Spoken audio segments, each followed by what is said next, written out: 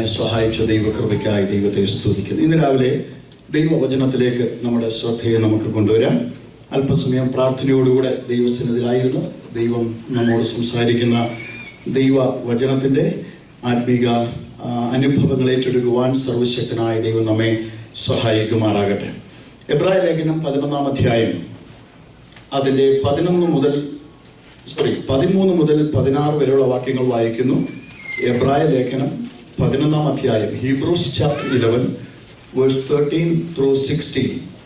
ഇവർ എല്ലാവരും വാഗ്ദത്ത നിവൃത്തി പ്രാപിക്കാതെ ദൂരത്തു നിന്ന് അത് കണ്ടും അഭിവന്ദിച്ചും ഭൂമിയിൽ തങ്ങൾ അന്യരും പരദേശികളും എന്ന് ഏറ്റു പറഞ്ഞുകൊണ്ട് വിശ്വാസത്തിൽ മരിച്ചു. ഇങ്ങനെ പറയുന്നവർ ഒരു പിതൃദേശം അന്വേഷിക്കുന്നു എന്ന് കാണിക്കുന്നു. അവർ വിട്ടുപോന്നതിനെ ഓർത്തു എങ്കിൽ മടങ്ങിപ്പോകുവാൻ ഇട ഉണ്ടായിരുന്നുവല്ലോ. അവരോ അധികം നല്ലതിനെ, സ്വർഗീയമായതിനെ തന്നെ കാക്ഷിച്ചിരുന്നു. ആകയാൽ ദൈവം അവരുടെ ദൈവം എന്ന് വിളിക്കപ്പെടുവാൻ ലജ്ജിക്കുന്നില്ല. അവൻ അവർക്കായി ഒരു നഗരം ഒരുക്കിയിരിക്കുന്നുവല്ലോ. ഇന്ന് രാവിലെ ഞാൻ സംസാരിക്കുവാൻ ആഗ്രഹിക്കുന്ന വിഷയം the danger of looking back. പിന്തിരിയുന്നതിലെ അല്ലെങ്കിൽ പിറകോട്ട് നോക്കുന്നതിലെ, മടങ്ങി പോകുന്നതിലെ അപകടം എന്നുള്ള വിഷയത്തെ ആസ്പദമാക്കിയാണ് അല്പസമയം സംസാരിക്കുവാൻ ദൈവ സാന്നിധ്യത്തിൽ ശരണപ്പെട്ടു നിൽക്കുന്നത്. ഈ വായിച്ച വേദഭാഗം നമുക്ക് എല്ലാവർക്കും വളരെ സുപരിചിതമാണ്. 11-ാം അധ്യായം വിശ്വാസ വീരന്മാരുടെ പട്ടിക രേഖപ്പെടുത്തുന്ന അധ്യായമാണ്. ശ്രേഷ്ഠമായ അനുഭവങ്ങളിലൂടെ ദൈവിക നന്മകൾ പ്രാപിച്ചെടുത്ത ഒരു വലിയ കൂട്ടത്തെ അവിടെ നമുക്ക് കാണുവാൻ കഴിയും. അപ്പോൾ തന്നെ വിശ്വാസത്തിന് വേണ്ടി പിടിച്ചു നിന്നതുകൊണ്ട് അനേക കഷ്ടങ്ങൾ, വേദനകൾ, മരണം വരെ അനുഭവിച്ച ഒരു വലിയ കൂട്ടത്തെയും ആ അധ്യായത്തിൽ വിവരിച്ചിരിക്കുന്നതായി നമുക്ക് പഠിക്കുവാൻ തക്കവണ്ണം കഴിയും. അവരെ എല്ലാവരെയും ഒരുമിച്ച് ചേർത്ത് എബ്രായ ലേഖനകർത്താവ് പറയുകയാണ്, ഇവരെല്ലാവരും വാഗ്ദത്ത നിവൃത്തി പ്രാപിക്കാതെ അത് ദൂരെ നിന്ന് കണ്ട് അഭിവന്ദിച്ച് ഭൂമിയിൽ ഞങ്ങൾ അന്യരാണ്, പരദേശികളാണ് എന്നെണ്ണിക്കൊണ്ട് അവർക്ക് ലഭിച്ച ആ ദർശനത്തെ ലക്ഷ്യമാക്കി സ്വർഗീയമായതൊന്നുണ്ട്. അത് ദൈവം ശില്പിയായി നിർമ്മിച്ചതും അടിസ്ഥാനങ്ങൾ ഉള്ളതുമായ ഒരു നന്മയാണ്, പട്ടണമാണ് എന്ന് മനസ്സിലാക്കിക്കൊണ്ട് ആ ദർശനത്തിൽ അവർ ജീവിതകാലം മുൻപോട്ട് നയിച്ചു. ഇവിടെ എബ്രായ ലേഖന കർത്താവ് പറയുകയാണ്, അവർ വിട്ടുപോകുന്നതിനെ ഓർത്തിരുന്നുവെങ്കിൽ മടങ്ങിപ്പോകുവാൻ ഇടയുണ്ടാകുമായിരുന്നു. ഇവരാരും ചെറിയ കാര്യങ്ങളെ വിട്ടിട്ട് വന്നവരല്ല. വിശ്വാസ വീരന്മാരുടെ പട്ടികയിൽ നാം വായിക്കുമ്പോൾ ശ്രേഷ്ഠമായ ലോകത്തിന്റെ സ്റ്റാൻഡേർഡിൽ ഉന്നതമായ നിലയിൽ നിലനിന്നിരുന്നവരാണ് ഈ വിശ്വാസ വീരന്മാർ. അതിൽ അവർ ഉയർന്നു പോകുമ്പോൾ ആ യാത്രയിൽ വെച്ചാണ് ദൈവികമായിരിക്കുന്ന ദർശനം അവർക്കുണ്ടായത്. സ്വർഗീയമായ കാഴ്ചപ്പാട് അവർക്ക് നൽകപ്പെട്ടത്. അവർക്ക് നൽകപ്പെട്ടപ്പോൾ വാഗ്ദത്തങ്ങൾ മാത്രമാണ് നൽകിയത്. നിങ്ങൾ ഇറങ്ങി പുറപ്പെട്ടാൽ ഞാൻ കാണിച്ചു തരും, നിങ്ങൾക്ക് തരും, തലമുറകളെ തരും, തലമുറകളെ അനുഗ്രഹിക്കും എന്നൊക്കെ പറഞ്ഞ് തലമുറയായിട്ടുള്ള നന്മകൾക്കായി വാഗ്ദത്തങ്ങളെ കൊടുത്ത്, ഒരു സ്വർഗീയ ദർശനത്തെ കൊടുത്ത് അവരുടെ ആത്മീക യാത്ര ആരംഭിക്കപ്പെടുവാൻ ഇടയായി തീർന്നു. അപ്പോൾ ഈ യാത്രയിൽ മരുഭൂമിയിലൂടെ കടന്നു പോകുമ്പോൾ തിരിഞ്ഞു നോക്കിയാൽ പഴയതിനെ ഓർക്കാൻ എളുപ്പമാണ്. കാരണം അന്നുണ്ടായിരുന്ന ഒന്നും ഇപ്പോൾ ഇല്ല. പ്രയാസങ്ങളും ബുദ്ധിമുട്ടുകളും എതിർപ്പുകളും അതിന്റെ അനുഭവങ്ങളും മാത്രമായി മുൻപോട്ട് കടന്നു പോകുമ്പോൾ മാനുഷികമായ എളുപ്പമാണ് ഒന്ന് തിരിഞ്ഞു നോക്കുവാൻ. തിരിഞ്ഞു നോക്കിയാൽ അവിടെ ഉണ്ടായിരുന്നതൊക്കെ ഓർക്കുമ്പോൾ നമ്മുടെ മനസ്സ് ചിലപ്പോൾ അതിലേക്ക് തിരിയുവാനിടയായി തീരും. വേദപുസ്തകത്തിൽ അങ്ങനെ തിരിഞ്ഞു നോക്കി അനേകരുടെ ചരിത്രം നമുക്ക് പഠിക്കുവാൻ തക്കണം കഴിയും. നല്ലത് ഇവിടെ ഇല്ലാഞ്ഞിട്ടല്ല, എന്നാൽ അത് അപ്പോഴവരുടെ കരത്തിലില്ല, അത് ആത്മാവിൽ കണ്ട് നിൽക്കുവാനുള്ള ബലവും ഇല്ലാതെ പോയി. എന്നാൽ വിശ്വാസവീരന്മാരെ സംബന്ധിച്ചിടത്തോളം അവർ ആത്മീകമായി ദൈവിക ബലം പ്രാപിച്ചവരും ദർശനത്തിൽ നിലനിന്നവരുമായിരുന്നത് കൊണ്ട് ഒന്നുമില്ലെങ്കിലും കൂടാരത്തിലാണ് വസിച്ചതെങ്കിലും അവർ തിരിഞ്ഞു നോക്കിയില്ല. അതുകൊണ്ട് ഇന്ന് രാവിലെ ദൈവം അവരെ കുറിച്ച് പറയുന്നു, ഞാൻ അവരുടെ ദൈവം. ലജ്ജ കൂടാതെ ദൈവം പറയുകയാണ്, അവരുടെ ദൈവം എന്ന് വിളിക്കപ്പെടുവാൻ ഞാൻ ലജ്ജിക്കുന്നില്ല. ഇന്ന് രാവിലെ എന്നെ കേൾക്കുന്ന ദൈവത്തിന്റെ പൈതലെ, നമ്മുടെ ജീവിതയാത്രയിൽ ദൈവം നമ്മെ ദർശനികമായി ദൈവിക കാഴ്ചപ്പാടുകൾ തന്നു, ദൈവിക ആലോചനകൾ നൽകി തന്നു, ദൈവിക ദർശനങ്ങൾ നൽകി തന്നു, ദൈവിക പദ്ധതികളെ നമുക്ക് വിവരിച്ചു തന്നു. പടിപടിയായി നമ്മെ ഉയർത്തുവാൻ ദൈവിക യാത്രയിൽ നമ്മെ മുൻപോട്ട് കൊണ്ടുവരുമ്പോൾ അതിന്റെ പ്രാർത്ഥനയിലും ആരാധനയിലും അതിന്റെ സ്തുതിയിലും സ്തോത്രത്തിലും അനുഗ്രഹങ്ങളിലും മുൻപോട്ട് പോയിക്കൊണ്ടിരിക്കുമ്പോൾ നമ്മുടെ ആത്മീക ജീവിതത്തെ തളർത്തിക്കളയുന്ന അനേക അനുഭവങ്ങൾ ജീവിതത്തിൽ വന്നുപെടാം. ഇന്ന് രാവിലെ നാം കേട്ടു, കണ്ണുനീർ താഴ്വര നമ്മുടെ ജീവിതത്തിൽ ഉണ്ടായാലും ജലാശയമാക്കി തീർക്കുന്ന ഒരു ദൈവം, മുൻമഴയാൽ അനുഗ്രഹിക്കുന്നവനായ ഒരു ദൈവം, ദൈവം നമുക്ക് നൽകിത്തന്ന ദർശനത്തിലേക്ക് നമ്മെ നടത്തുന്നവനായ ദൈവം നമ്മുടെ കൂടെയുണ്ട് എന്നുള്ള ബോധ്യം നമുക്കുണ്ടെങ്കിൽ, ആ ദർശനത്തിൽ നിൽക്കുവാൻ ദൈവത്തിൽ ആശ്രയിക്കുന്നുവെങ്കിൽ ദൈവത്തിന് സ്തോത്രം. വിശുദ്ധന്മാരോട് ഒരുമിച്ച് ദൈവം ഒരുക്കി വച്ചിരിക്കുന്ന ശ്രേഷ്ഠമായത് പ്രാപിക്കുന്നതിൽ നമുക്കും പങ്കാളികളായി തീരുവാൻ ഇടയായി തീരും. അവര് കാത്തിരിക്കുകയാണ് ഒരു ദിവസം അവർ നോക്കിയതിനെ അവർ പ്രാപിക്കുവാൻ വേണ്ടി. Praise God. ഇന്ന് രാവിലെ തിരിഞ്ഞു നോക്കിയ ചില അനുഭവങ്ങൾ, അതെന്താണ് പരാജയം? അതിന്റെ പരാജയം നമ്മുടെ ജീവിതത്തിൽ ഉണ്ടാകുവാൻ പാടില്ല. കാരണം വേദപുസ്തകത്തിൽ മുൻപോട്ട് പോയവരുടെ എഴുതിയിരിക്കുന്നത് അതിന്റെ ബലമേറ്റെടുക്കുവാനാണ്. പിന്തിരിഞ്ഞവരുടെ ചരിത്രം എഴുതിയിരിക്കുന്നത് അതിന്റെ മുന്നറിയിപ്പ് പ്രാപിച്ചെടുക്കുവാൻ വേണ്ടിയാണ്. ഇത് രണ്ടും നമ്മുടെ ജീവിതത്തിൽ വേദപുസ്തക ചരിത്രത്തിൽ പഠിപ്പിക്കുന്നുണ്ട്. ഒന്ന്, വിശ്വാസത്തിന്റെ നായകനും പൂർത്തി വരുത്തുന്നവനുമായ യേശുവിനെ നോക്കുക. സാക്ഷികളുടെ വലിയ സമൂഹം ജയാളികളായി നമ്മുടെ മുൻപിൽ നിൽക്കുന്നുണ്ട്. എന്നാൽ അപ്പോൾ തന്നെ പരാജയപ്പെട്ടവരുടെ ചരിത്രവുമുണ്ട്. കാരണം അതൊരു മുന്നറിയിപ്പായിട്ട്, ഇത് നിങ്ങൾക്ക് മുന്നറിയിപ്പായി നൽകിയിരിക്കുന്നു. അപ്പോൾ അത് നമ്മൾ വായിച്ച് പഠിച്ച് ആ പടുകുഴിയിൽ വീണു പോകാതെ ദൈവിക ദർശനത്തിൽ മുന്നേറുവാൻ നമുക്കിടയായി തീരണം. നമുക്ക് എല്ലാവർക്കും അറിയാവുന്ന ഒരു സഹോദരിയാണ് ഉൽപ്പത്തി പുസ്തകത്തിൽ ആദ്യം നമുക്ക് വായിക്കുവാൻ കഴിയുന്നത്.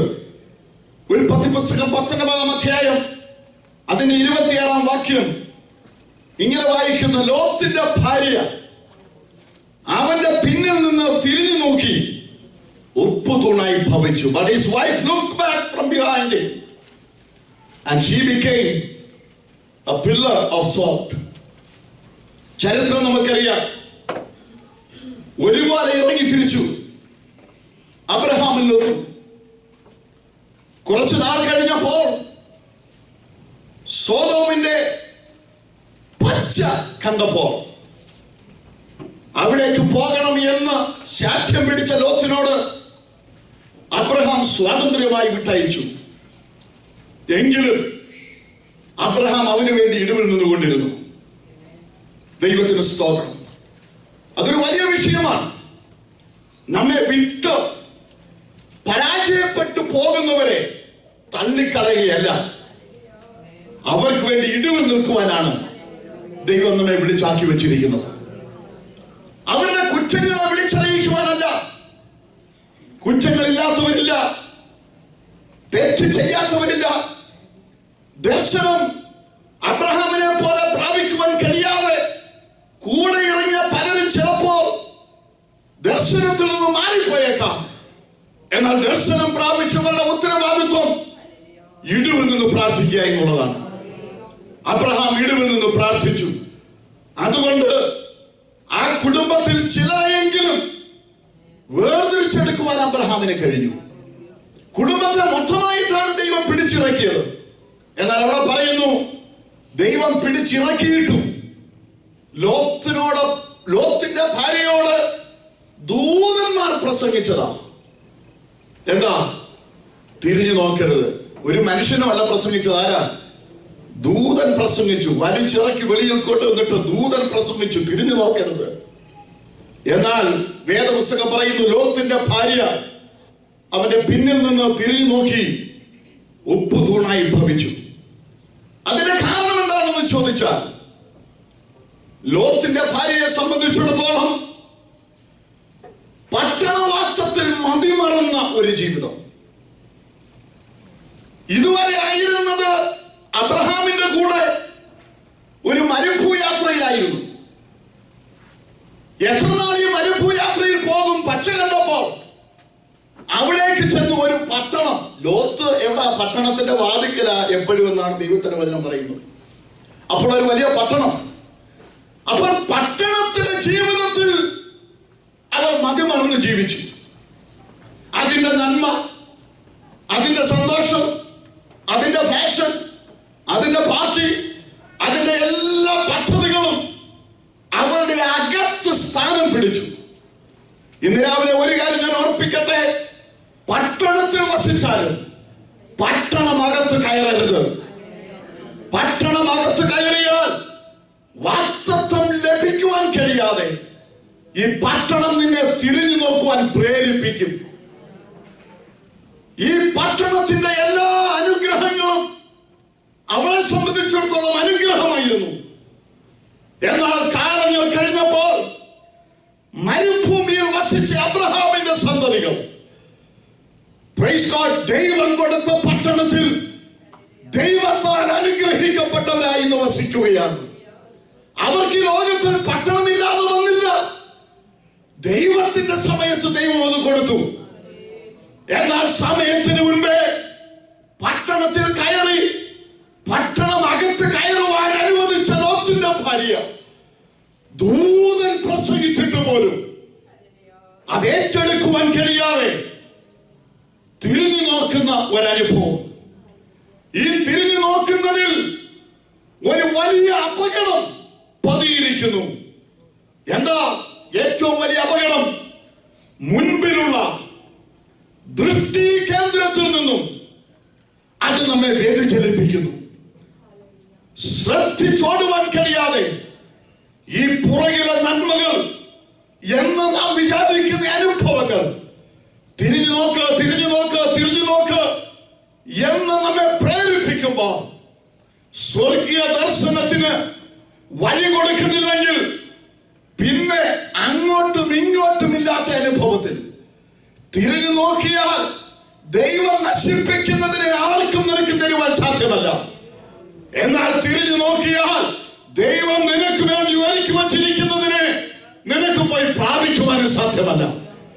ഇതിനിടയിൽ ചൈതന്യമില്ലാതെയായി പോകുന്ന ഇന്ന് പലരും ലിറ്ററലായിട്ട് ഉപ്പ് തൂണാകുന്നില്ലെങ്കിലും ആത്മീക ജീവിതത്തിൽ വിട്ടിട്ടു പോകുവാൻ ദൈവം കൽപ്പിച്ച പലതിലേക്കും തിരിഞ്ഞു നോക്കുന്നത് കൊണ്ട് അത് ദൈവം നശിപ്പിച്ചതായതുകൊണ്ട് നിനക്കത് പ്രാപിക്കുവാൻ കഴിയില്ലെന്ന് മാത്രമല്ല, ദൈവത്തിന് സ്തോത്രം, ദൈവം നിനക്കായി വാഗ്ദത്തം ചെയ്ത ദൈവിക നന്മയിൽ എത്തിവിടുവാൻ കഴിയാതെ ഒന്നുമല്ലാത്ത പരുവത്തിൽ ഇതിനിടയിൽ ജീവൻ ഇല്ലാതെ ജീവിക്കുന്നുവെന്ന് മാത്രം. അനേകരുടെ വിശ്വാസകോളത്തിലുണ്ട്, ജീവനുണ്ടെന്നവർക്ക് പേരുണ്ട്, എന്നാൽ ജീവനില്ല. ഇന്ന് രാവിലെ കേൾക്കുന്ന ദൈവത്തിന്റെ പൈതലെ, നമ്മെ ദൈവം വിളിച്ചിരിക്കുന്നത് തിരിഞ്ഞു നോക്കുവാനല്ല.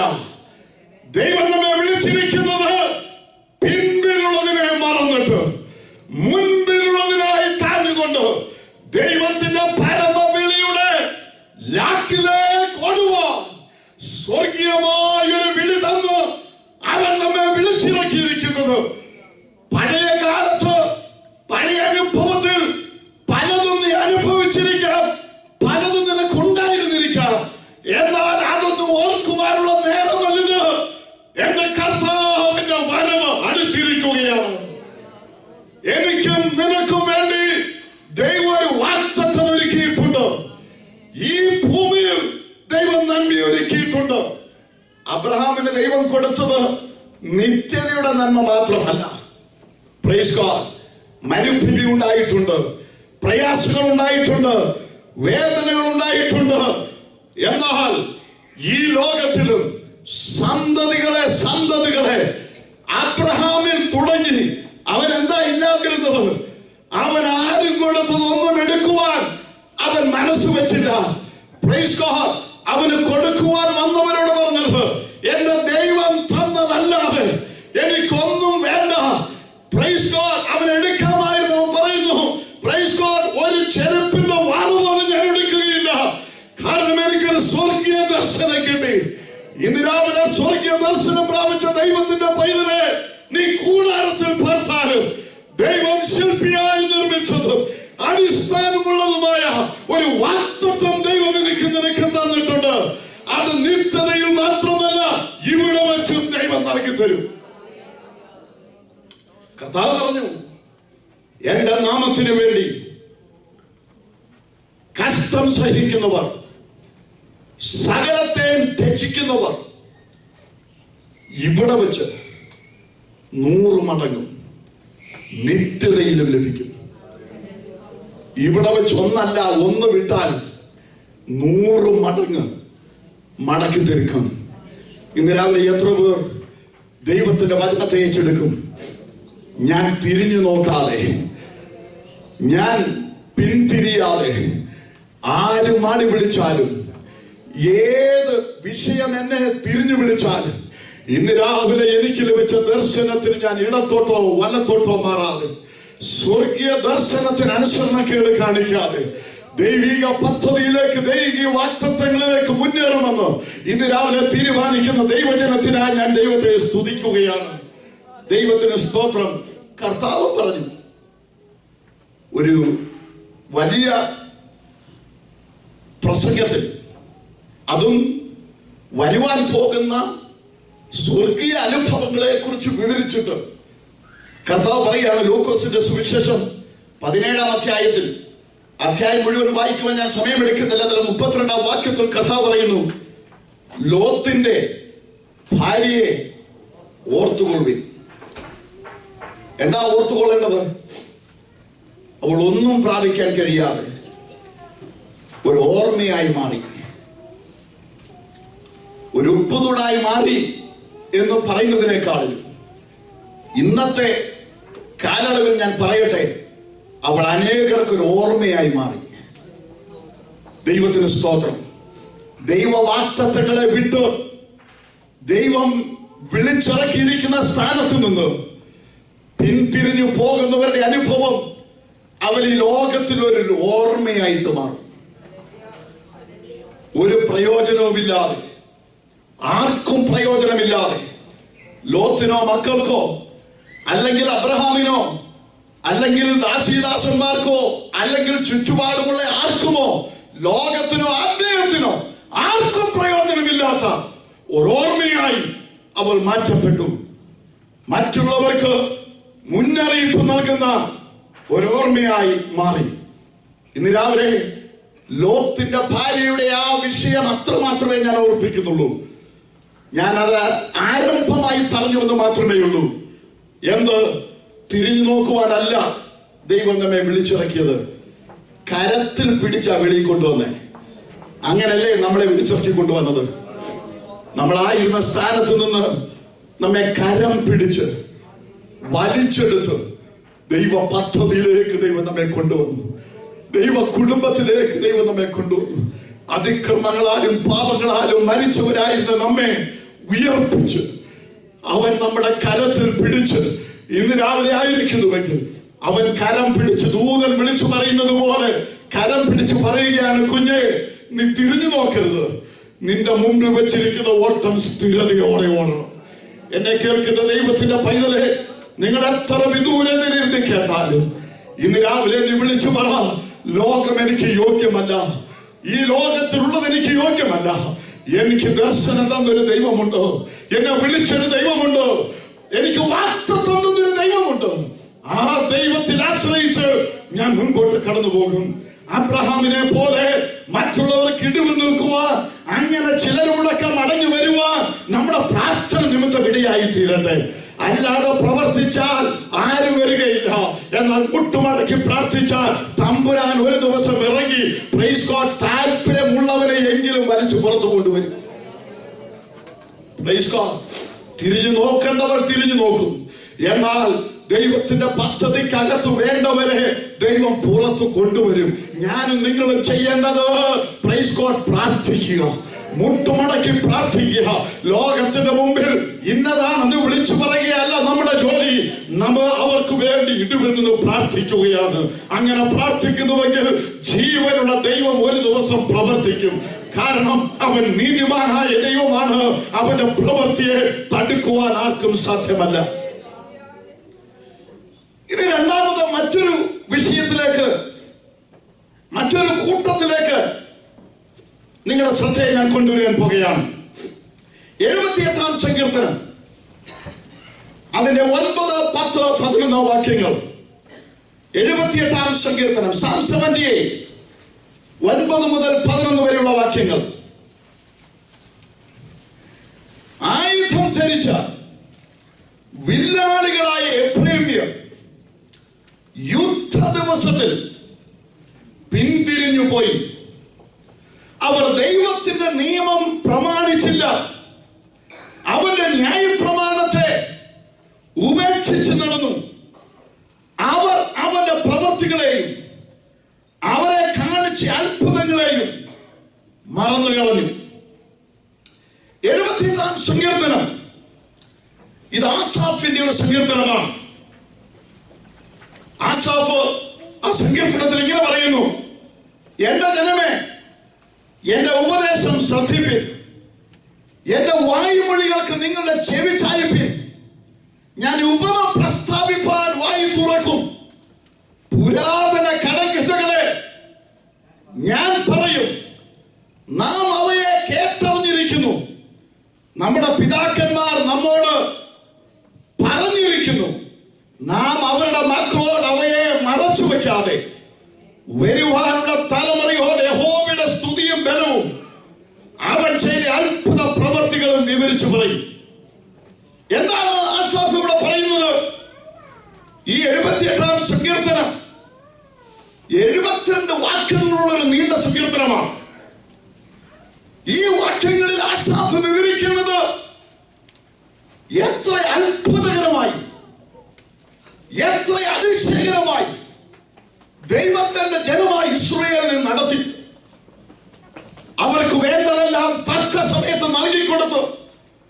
സ്വർഗം തുറന്ന മഞ്ഞ, പാറയിൽ നിന്ന് ജലം, അഗ്നിസ്തംഭം, മേഘസ്തംഭം, എന്നും അത്ഭുതം.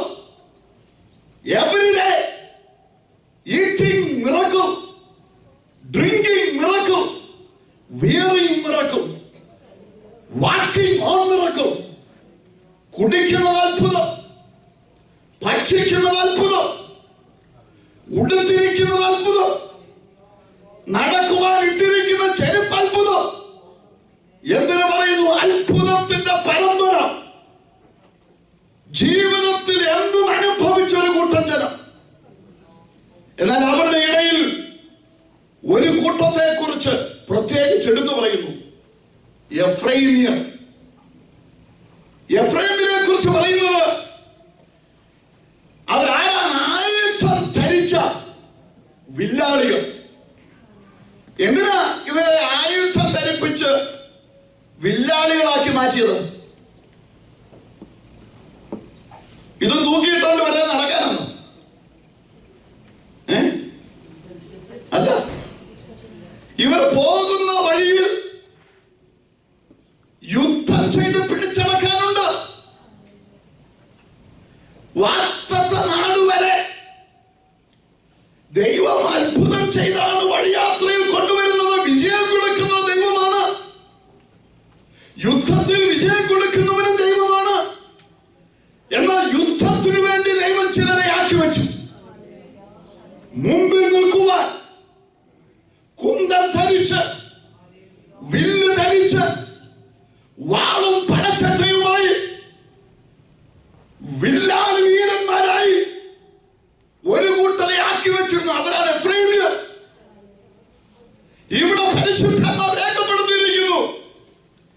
ആയുധം ധരിച്ച വില്ലാളികളായ എഫ്രൈമ്യർ യുദ്ധ ദിവസത്തിൽ പിന്തിരിഞ്ഞുപോയി. ഈ ആരാ എഫ്രൈമ്യർ? ഒന്നിട്ട് വാക്യങ്ങൾ വേഗത്തിൽ വായിക്കാം. സമയമുണ്ടോ എന്നറിയില്ല, എങ്കിലും ഉൽപ്പത്തി പുസ്തകം 48-ാം അധ്യായം. ഉൽപ്പത്തി പുസ്തകം 48-ാം അധ്യായത്തിലേക്ക് വരുമ്പോൾ വായിക്കാൻ സമയം എടുക്കുന്നില്ല. ഇത് മൊത്തം വായിക്കണം എന്നൊക്കെ വിചാരിച്ച, പക്ഷേ സമയം നിങ്ങൾ വീട്ടിൽ പോയി വായിക്കണം. യാക്കോബ് അല്ലെങ്കിൽ ഇസ്രായേൽ യോസേഫിനെ കണ്ട് അനുഗ്രഹിക്കുന്ന അധ്യായമാണ്. യോസേഫ് എവിടാ? മിസ്രയീമിൽ. യോസേഫിനെ ഒരിക്കലും കാണുമെന്ന് വിചാരിച്ചല്ല. എന്നാൽ യോസേഫിനെ കണ്ട് അനുഗ്രഹിക്കുന്ന പ്രത്യേക ഭാഗത്ത് അതിന്റെ 8 മുതലുള്ള വാക്യങ്ങൾ ഞാൻ വേഗത്തിൽ ഒന്ന് വായിക്കാൻ പോവുകയാണ്. ഇസ്രായേൽ യോസേഫിന്റെ പുത്രന്മാരെ കണ്ടപ്പോ ഇവർ ആരെന്ന് ചോദിച്ചു. ദൈവം ഇവിടെ എനിക്ക് തന്നിട്ടുള്ള പുത്രന്മാരെന്ന് യോസേഫ് അപ്പനോട് പറഞ്ഞു. അവരെ എന്റെ അടുക്കൽ കൊണ്ടുവരിക, ഞാൻ അവരെ അനുഗ്രഹിക്കും എന്ന് അവൻ പറഞ്ഞു. എന്നാൽ ഇസ്രായേലിന്റെ കണ്ണ് വയസ്സുകൊണ്ട് മങ്ങി കാണാൻ വഹിയാതിരുന്നു. അവരെ അടുക്കൽ കൊണ്ടു ചെന്നപ്പോ അവൻ അവരെ ചുംബിച്ച് ആലിംഗനം ചെയ്തു. ഇസ്രായേൽ യോസേഫിനോട്, നിന്റെ മുഖം കാണുമെന്ന് ഞാൻ വിചാരിച്ചിരുന്നില്ല, എന്നാൽ നിന്റെ സന്തതിയെയും കാണുവാൻ ദൈവം എനിക്ക് സംഗതി വരുത്തിയല്ലോ എന്ന് പറഞ്ഞു. യോസേഫ് അവരെ അവന്റെ മുഴങ്കാലുകൾക്കിടയിൽ നിന്ന് മാറ്റി സാഷ്ടാംഗം നമസ്കരിച്ചു. പിന്നെ യോസേഫ് എഫ്രൈമിനെ വലങ്കൈ കൊണ്ട് പിടിച്ച് ഇസ്രായേലിന്റെ ഇടങ്കൈക്ക് നേരെയും മനശ്ശെയെ ഇടങ്കൈ കൊണ്ട് പിടിച്ച് ഇസ്രായേലിന്റെ വലങ്കൈക്ക് നേരെയുമായി ഇങ്ങനെ രണ്ടുപേരെയും അവന്റെ അടുക്കൽ കൊണ്ടുചെന്നു. ഇസ്രായേൽ വലങ്കൈ നീട്ടി ഇളയവനായ എഫ്രൈമിന്റെ തലയിലും ഇടങ്കൈ മൂത്തവനായ മനശ്ശെയുടെ തലയിലുമായി അങ്ങനെ തന്റെ കൈകളെ പിണച്ചു വെച്ചു. പിന്നെ അവൻ യോസേഫിനെ അനുഗ്രഹിച്ചു.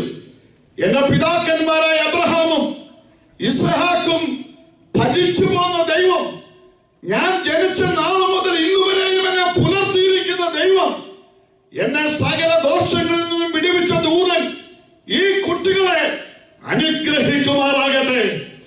എന്റെ പേരും എന്റെ പിതാക്കന്മാരെ അബ്രഹാമിന്റെയും ഇസ്ഹാക്കിന്റെയും പേരും ഇവരിൽ നിലനിൽക്കുമാറാകട്ടെ. അവർ ഭൂമിയിൽ കൂട്ടമായി വർദ്ധിക്കട്ടെ എന്ന് പറഞ്ഞു. 17-ാം വാക്യം. അപ്പൻ വലങ്കൈ എഫ്രൈമിന്റെ തലയിൽ വെച്ചു എന്ന് യോസേഫ് കണ്ടപ്പോൾ അവന് അനിഷ്ടം തോന്നി. അപ്പന്റെ കൈ എഫ്രൈമിന്റെ തലയിൽ നിന്ന് മനശ്ശെയുടെ തലയിൽ മാറ്റി വെപ്പാൻ പിടിച്ചു. യോസേഫ് അപ്പനോട്, അങ്ങനെയല്ല എന്റെ അപ്പ, ഇവനല്ലോ ആദ്യജാതൻ, ഇവന്റെ തലയിൽ വലങ്കൈ വെക്കണമെന്ന് പറഞ്ഞു.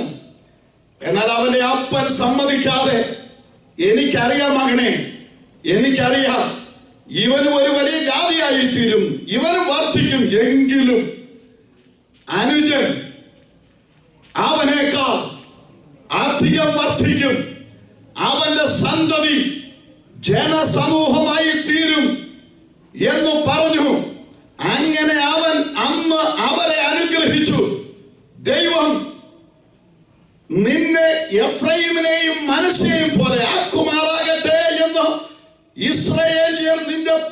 ചൊല്ലി അനുഗ്രഹിക്കുമെന്ന് പറഞ്ഞ് എഫ്രൈമിനെ മനശ്ശെക്ക് മുൻപാക്കി. അത് വിവരിക്കുവാൻ ഇന്ന് രാവിലെ എനിക്ക് സമയമില്ല. നിന്റെ ഇഷ്ടത്താൽ തിരഞ്ഞെടുക്കപ്പെട്ടവനല്ല നീ. തമ്പുരാന്റെ കരുണ കൊണ്ട്, അപ്പന് നിന്നോട് കരുണ തോന്നുന്നതുകൊണ്ട്, ദൈവത്തിന്റെ പദ്ധതി പ്രകാരം മുമ്പിൽ നിർത്തുവാൻ തിരഞ്ഞെടുക്കപ്പെട്ടവനാണ് നീ. ഇടം കൈ വെക്കേണ്ട സ്ഥാനത്ത് വലം കൈ നിന്റെ മേൽ വെപ്പിച്ചു നിന്റെ പേരിൽ ഇസ്രായേൽ അറിയപ്പെടുമെന്ന് അപ്പൻ അനുഗ്രഹിച്ചു നിന്നെ മുമ്പിൽ നിർത്തുവാൻ നിനക്ക് വേണ്ടുന്ന ആയുധം തന്ന് ദൈവം തെരഞ്ഞെടുത്തപ്പോ യുദ്ധ ദിവസത്തിൽ പിന്മാറേണ്ടവനല്ലതി. യുദ്ധ ദിവസത്തിൽ നേരെ നിന്ന് ദൈവ പദ്ധതി തികയ്ക്കേണ്ടവനാണ് നീ. ആ സ്ഥാനത്തെ കുറിച്ച് ഒരു വാക്യം കൂടെ ഞാൻ വേഗത്തിൽ വായിക്കാം. ഡ്യൂട്രോണമി, ആവർത്തന പുസ്തകം 33-ാം അധ്യായം അതിന്റെ 17-ാം വാക്യം. Deuteronomy chapter 33 verse 17. നമ്മൾ നേരത്തെ വായിച്ചത് യാക്കോബ്, അല്ലെങ്കിൽ അവിടെ ആ അധ്യായത്തിൽ പറയുന്നു യാക്കോബ് അല്ലെങ്കിൽ ഇസ്രായേൽ. ഇസ്രായേൽ എന്ന നാമം പ്രാപിച്ചവനാണ് ആരെ അനുഗ്രഹിച്ചത്? എഫ്രൈമിനെ വലം കൈ വെച്ച് അനുഗ്രഹിച്ചു. ഇവിടെ മോശയുടെ മരണത്തിന് മുൻപ് മോശ ഈ ജനത്തെ മുഴുവൻ വാഗ്ദത്ത നാട്ടിൽ കൊണ്ടുവരുവാൻ മിസ്രയീമിൽ നിന്ന് വിടുവിച്ചു കൊണ്ടുവന്നപ്പോ മോശ അക്കരെ കടക്കുന്നതിന് മുമ്പ് ദൈവം അവനെ അടക്കിയതായി വായിക്കുന്ന അധ്യായത്തിന് മുൻപ് ദൈവപുരുഷനായ മോശ തന്റെ മരണത്തിന് മുൻപ് ഇസ്രായേൽ മക്കളെ അനുഗ്രഹിച്ച അനുഗ്രഹം എന്ന് 33-ാം അധ്യായം വായിക്കുന്നു. അത് എല്ലാ ഗോത്രങ്ങളെയും അനുഗ്രഹിച്ചു. അതൊക്കെ നിങ്ങൾ വീട്ടിൽ പോയി വായിച്ചാൽ മതി. എന്നാൽ അതിന്റെ 17-ാം വാക്യം, അവന്റെ കടിഞ്ഞൂൽ കൂറ്റൻ, അവന്റെ പ്രതാപം, അവന്റെ കൊമ്പുകൾ കാട്ടുപോത്തിന്റെ കൊമ്പുകൾ, അവൻ സകല ജാതികളെയും ഭൂസീമവാസികളെയും വെട്ടി ഓടിക്കും. അവ എഫ്രൈമിന്റെ 10,000 മനശ്ശെയുടെ ആയിരങ്ങളും തന്നെ. അപ്പോൾ മോശ അനുഗ്രഹിച്ചു പ്രാർത്ഥിച്ചത് എന്താണ്? യോസേഫിന്റെ അനുഗ്രഹം പറഞ്ഞിട്ടാണ് മോശ പറയുന്നത്. യോസേഫിന്റെ അനുഗ്രഹം പറഞ്ഞിട്ട് അവന്റെ കടിഞ്ഞൂൽ കൂറ്റൻ എഫ്രൈം, അവൻ വേണ്ടുവിധം ദൈവം അവന് കൊമ്പ് കൊടുത്തിട്ടുണ്ട്. ഒരു കാട്ടുപോത്തിന്റെ കൊമ്പ്, യുദ്ധത്തിനായി ഒരുക്കപ്പെട്ടിരിക്കുന്ന ഒരായുധമാണ്. ആ ആയുധം കൊണ്ട് സകല ശത്രുക്കളെയും അത് കീഴടക്കുന്നു. എഫ്രൈമേ, നിനക്ക് തന്നെ ആയുധം സകല ദുഷ്ടന്മാർക്കുമെതിരെ നേരെ നിന്ന് ആത്മീയ യുദ്ധം ചെയ്തു തന്റെ ജനത്തിന്റെ അവകാശം നേടിക്കൊടുക്കുവാൻ ദൈവം തന്നെ ആക്കി വെച്ചതാണ്. മോശെ അനുഗ്രഹിച്ച അനുഗ്രഹ പ്രാർത്ഥന എത്ര പേർക്ക് മനസ്സിലായി? രാവിലെ എഫ്രൈം 10,000 വെട്ടി വീഴ്ത്തുമ്പോ മനസ്സ 1000 അനുഗ്രഹം എങ്ങനാ പോയേ? റിവേഴ്സിൽ പോയി. എഫ്രൈമിന്റെ മേൽ ഏത് കരം ചെന്നു? വലങ്കരം. മനശ്ശയുടെ മേലോ? ഇടങ്കരം. അവൻ ആദ്യജാതനെങ്കിലും ദൈവം തെരഞ്ഞെടുത്ത എഫ്രൈമിന്. ഇന്ന് രാത്രി എന്താ ഞാൻ പറയുന്നത്? സങ്കീർത്തനത്തിൽ നമ്മൾ വായിച്ചു, ദൈവം പ്രതീക്ഷിച്ച സമയത്ത് അവർ പിന്തിരിഞ്ഞോടിപ്പോയി. ദൈവം കൊടുക്കാതിട്ടാണോ? ദൈവം അനുഗ്രഹിക്കാതിട്ടാണോ? ദൈവം ആയുധം കൊടുക്കാതിട്ടാണോ? ഇന്ന് രാവിലെ ഇതിന്റെ അടുത്ത വിഷയത്തിലേക്ക് പോകാൻ എനിക്ക് സമയമില്ല. പുതിയ നിയമത്തിലേക്ക് കടക്കുവാൻ എനിക്ക് സമയമില്ല. ഇതും കൂടെ ഒരുമിച്ചാണ് പഠിക്കുന്നത്. ഇന്ന് രാവിലെ കേട്ട അത്രയും നിങ്ങൾ ഹൃദയസ്ഥമാക്കുന്നെങ്കിൽ അടുത്ത വിഷയം സംസാരിക്കുമ്പോൾ നിങ്ങൾക്കത് മനസ്സിലാകും. തെരഞ്ഞെടുക്കപ്പെടാത്ത സ്ഥാനത്ത് ദൈവം അവരെ തെരഞ്ഞെടുത്തു. അനുഗ്രഹം പ്രാപിക്കാൻ ഇടമില്ലാത്ത സ്ഥാനത്ത് അപ്പന്റെ അനുഗ്രഹം പ്രാപിച്ചു. ദൈവം ആക്കി വെച്ച മോശ ഏറ്റവും വലിയ അനുഗ്രഹം വില്ലാള വീരന്മാർക്ക് കൊടുക്കുന്നത് എഫ്രൈമിന് കൊടുത്തു. അപ്പന്റെ അനുഗ്രഹത്തെ സ്ഥിരീകരിച്ചു. ഒരു കാട്ടുപോത്തിന്റെ കൊമ്പ് പോലെ നിന്ന് യുദ്ധം ചെയ്യേണ്ട സ്ഥാനത്ത് നിന്നു. എഫ്രൈമേ, നീ പിന്തിരിഞ്ഞോടുവാൻ യുദ്ധകാലത്തിൽ നീ പിന്തിരിഞ്ഞോടിയതെന്ത്? ഇന്ന് രാവിലെ എന്നെ കേൾക്കുന്ന ദൈവത്തിന്റെ പൈതലേ, ദൈവം നമ്മെ ആക്കി വച്ചിരിക്കുന്നത് മുഷ്ടി യുദ്ധം ചെയ്യാനല്ല. ദൈവം നമ്മെ ആക്കി വച്ചിരിക്കുന്നത് വാളുകൊണ്ടും പടവെട്ടാനല്ല, വാക്കുകൊണ്ടും പടവെട്ടാനല്ല, എഴുത്തുകൊണ്ടും പടവെട്ടാനല്ല. ദൈവം നൽകി തന്ന ഉത്തരവാദിത്വത്തെ ആത്മീകമായി പടവെട്ടുവാൻ, ഇടിവിൽ നിന്ന് പ്രാർത്ഥിക്കുവാൻ നാം ഒരു യുദ്ധക്കളത്തിലാണ് ആയിരിക്കുന്നത്. പുതിയ നിയമത്തിൽ ദൈവം നമ്മെ ആക്കി വച്ചിരിക്കുന്നത് ഭൂമെത്തയിലല്ല, യുദ്ധക്കളത്തിലാണ്. നമുക്ക് പോരാട്ടമുണ്ട്. എന്നാൽ നമുക്ക് പോരാട്ടമുള്ളത് ജഡരക്തങ്ങളോടല്ല, വാഴ്ചകളോടും അധികാരങ്ങളോടും സ്വർലോകങ്ങളിലെ ദുഷ്ടാത്മസേനയോടുമാകിയാൽ ഇന്ന് പകൽക്കാലം എന്നെ കേൾക്കുന്ന ദൈവത്തിന്റെ പൈതലേ, ദൈവം എന്നെയും നിന്നെയും പ്രൈസ് ഗോഡ് സാധ്യതയില്ലാത്ത സ്ഥാനത്തു നിന്നും തിരഞ്ഞെടുത്തത്. എഫ്രൈമേ, നിന്റെ അപ്പൻ മിസ്രൈമിലായിരുന്നു, നിന്റെ വല്യപ്പന്റെ ഭവനത്തിലല്ലായിരുന്നു. എന്നാൽ വല്യപ്പനെ നിന്റെ അടുക്കൽ കൊണ്ടുവന്നു, ഇസ്രായേലിനെ നിന്റെ അടുക്കൽ കൊണ്ടുവന്നു. മിസ്രൈമിൽ വച്ച് കൈ പിണഞ്ഞു നിന്നെ അനുഗ്രഹിച്ചു. മോശയുടെ അനുഗ്രഹവും നൽകി നിന്നെ ആക്കി വച്ചിരിക്കുന്നത് പിന്തിരിഞ്ഞോടാനല്ല, മുന്നോട്ട് പോകാനത്രേ. നിരാവരെ എന്റെ ഹൃദയത്തിന്റെ ആഴത്തിൽ നിന്ന് ദൈവജനത്തെ ഞാൻ ഓർപ്പിക്കട്ടെ. ദൈവം തന്നിരിക്കുന്ന ദർശനം വിട്ടു, ദൈവം തന്നിരിക്കുന്ന അഭിഷേകം വിട്ടു, ദൈവം തന്നിരിക്കുന്ന അധികാരം വിട്ടു, ദൈവം തന്നിരിക്കുന്ന ഉത്തരവാദിത്വം വിട്ടു, ദൈവം തന്നിരിക്കുന്ന ശുശ്രൂഷ വിട്ട് ഒരു ശുശ്രൂഷ നാവ് കൊണ്ടോ കരം കൊണ്ടോ വാക്കുകൊണ്ടോ പ്രവൃത്തി കൊണ്ടോ ചെയ്യുവാൻ അതിന് കാട്ടുപോത്തിന്റെ കൊമ്പ് പോലെ നിന്നെ ആയുധധാരിയാക്കി വിശ്വാസ കോളത്തിൽ ദൈവം നിലനിർത്തിയിരിക്കുന്നത്. എനിക്കും നിനക്കും ദൈവം ഒരു ആയുധം തന്നിട്ടുണ്ട്. ഇടിവിൽ നിന്ന് പ്രാർത്ഥിക്കുവാൻ, ഇടിവിൽ നിന്ന് പ്രാർത്ഥിക്കുവാൻ എത്ര പേർ രാവിലെ ദൈവശ്രദ്ധയിൽ തയ്യാറാകും? നമ്മെ കുറിച്ച് ഇങ്ങനെ ഒരു ചരിത്രം എഴുതിയത് യുദ്ധ ദിവസത്തിൽ ആയുധധാരികളായ എഫ്രൈമ്യർ പിന്തിരിഞ്ഞോടി ഇല്ല.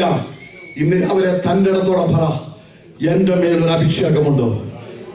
എന്നെ ദൈവം വിളിച്ചത് അസാധ്യയുടെ സ്ഥാനത്ത് നിന്നാണ്. എന്നെ ദൈവം ഉയർത്തിയത് സാധ്യതയില്ലാത്ത കുടുംബത്തിൽ നിന്നാണ്. എന്നെ ദൈവം ഇറങ്ങി വന്ന് വേർതിരിച്ചത് മിസ്രൈമിന്റെ അടിമത്തത്തിൽ കിടന്ന സ്ഥാനത്ത് നിന്നാണ്.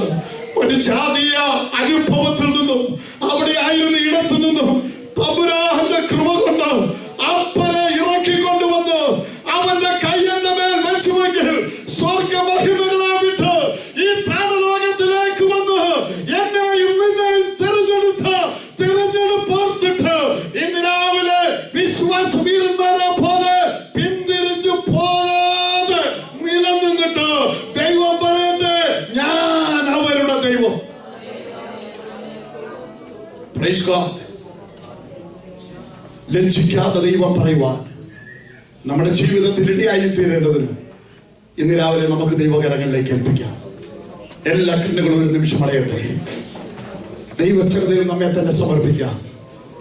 നമ്മെ ഏതിനു വേണ്ടി തിരഞ്ഞെടുത്തുവോ ആ തിരഞ്ഞെടുപ്പിന്റെ മാന്യത, ആ തിരഞ്ഞെടുപ്പിന്റെ മൂല്യം നിലനിർത്തിക്കൊണ്ട് ഹല്ലേലൂയ മുന്നോട്ട് പോകുവാൻ അത് നമുക്ക് തലമുറയോട് വിവരിക്കാം, മക്കളോട് വിവരിക്കാം, തലമുറയായി നമുക്ക് വിവരിക്കാം.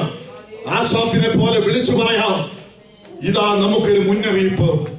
യുദ്ധ ദിവസത്തിൽ വില്ലാളികൾ പിൻപോട്ട് ഓടിയപ്പോ വിടുവിച്ച ഒരു ദൈവമുണ്ട്. ഇന്ന് രാവിലെ നമ്മെ സഹായിക്കുന്നവൻ ദൈവമാണ്. ദൈവകരങ്ങളിൽ സമർപ്പിക്കാൻ. സ്വർഗസ്ഥ പിതാവേ, നന്ദിയോടെ ഞങ്ങൾ അങ്ങേ സ്തുതിക്കുന്നു. ഇന്ന് രാവിലെ ഞങ്ങൾ കേൾപ്പിച്ച വചനത്തിനായി സ്തോത്രം. കർത്താവേ, ഞങ്ങളെ വിളിച്ച വിളി മനസ്സിലാക്കിക്കൊണ്ട് ഹല്ലേലൂയ ഞങ്ങളുടെ വിളിയും തിരഞ്ഞെടുപ്പും ഉറപ്പാക്കിക്കൊണ്ട് കർത്താവേ, ഞങ്ങളുടെ പിതാക്കന്മാരായ അബ്രഹാം, ഇസ്ഹാക്ക്, യാക്കോബ് എന്നിവരെ പോലെ കൂടാരങ്ങളിൽ പാർത്താലും ദൈവം ശില്പിയായി നിർമ്മിച്ചതും അടിസ്ഥാനങ്ങളുള്ളതുമായ ഒരു സ്വർഗീയ നഗരത്തിന്റെ ദർശനം ഞങ്ങൾക്ക് തന്നിട്ടുണ്ടല്ലോ. അതിൽ ശ്രദ്ധ കേന്ദ്രീകരിച്ച് കർത്താവേ, ലോകം ഞങ്ങളെ എത്ര തിരിച്ചു വിളിച്ചാലും, ലോകത്തിന്റെ തത്വങ്ങൾ, ലോകത്തിന്റെ റീസണിങ് എത്ര ഞങ്ങളെ തിരിച്ചു വിളിച്ചാലും, ഞങ്ങളുടെ നാവ് കൊണ്ടോ, ഞങ്ങളുടെ ചിന്ത കൊണ്ടോ, ഞങ്ങളുടെ പ്രവൃത്തി കൊണ്ടോ കർത്താവേ ഞങ്ങൾ പിന്തിരിയുന്നവരായിട്ടല്ല, ഞങ്ങൾക്ക് തന്നിരിക്കുന്ന ആയുധം ഞങ്ങൾ എടുത്തുകൊണ്ട് ഹല്ലേലൂയ ധൈര്യത്തോടെ മുന്നേറുവാൻ ഞങ്ങളെ ശാക്തീകരിക്കണമെന്ന് പ്രാർത്ഥിക്കുന്നു. ഇന്ന് പകൽക്കാലം നിന്റെ ജനത്തെ അനുഗ്രഹിച്ച് പ്രാർത്ഥിക്കുന്നു. മഹത്വം അങ്ങെടുക്കണം. യേശു ക്രിസ്തുവിൻ നാമത്തിൽ അപേക്ഷിക്കുന്നു, കേൾക്കണം സ്വർഗസ്ഥ പിതാവേ. ആമേൻ.